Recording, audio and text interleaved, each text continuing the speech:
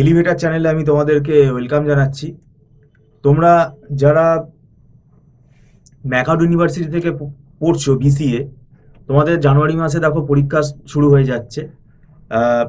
First সেমেস্টারের যারা student আছো, এবার 2025-এ তোমরা যারা সেকেন্ড সেমেস্টারে উঠবে, মানে ইভেন্ট সেমেস্টার, হিসাব মতো দেখতে গেলে আমরা যেটা দেখলাম মোটামুটি জানুয়ারি মাসটা লেগে যাচ্ছে পরীক্ষাতে। তাহলে ফেব্রুয়ারি, মার্চ, এপ্রিল, মে, এই 4 মাস মতো আমরা হাতে টাইম পাবো। এখন সেটা আবার ডিপেন্ড করছে ইউনিভার্সিটি পরীক্ষাটা জুন মাসে নেবে কি মে মাসে নেবে, সেটাও একটা কিন্তু কনফিউশন। সেটা পরে নোটিশ দিয়ে জানাবে অবশ্যই ইউনিভার্সিটি।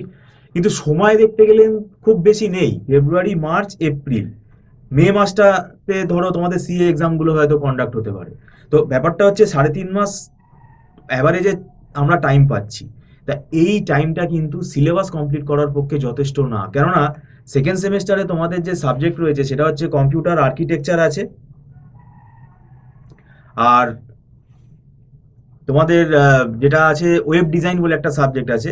তো এই যে দুটো সাবজেক্ট কিন্তু আমি বলবো 3টে সাবজেক্টের সমান, কেননা ওয়েব ডিজাইনের মধ্যে এইচটিএমএল আছে, সিএসএস আছে, জাভাস্ক্রিপ্ট আছে।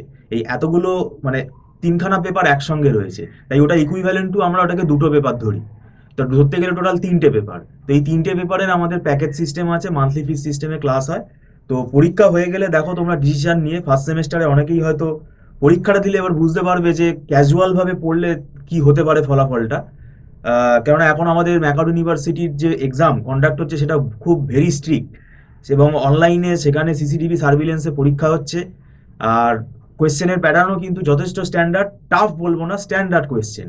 এবং সেখানে কোনো সাজেশন কাজ করবে না, মানে তোমাকে সবই পড়ে যেতে হবে, এরকম একটা ব্যাপার হয়ে গেছে। কোনো 10 ইয়ার্স ফলো করে কোনো লাভ হবে না। তো সেই দিক থেকে আমি তোমাদের আগাম ওই জন্য অ্যালার্ট করছি। নিজে নিজে পড়তে পারলে ভালো, কিন্তু যদি তোমরা মনে করো যে তোমাদের টিউশন গাইডেন্স হলে ভালো হয়, তাহলে তোমরা আমাদের সাথে যোগাযোগ করতে পারো। আমাদের এখানে অনলাইনে ক্লাস হয়। আর ভিডিওটা সম্পূর্ণ দেখার জন্য আমি তোমাদেরকে ধন্যবাদ জানাচ্ছি। Thank you so much.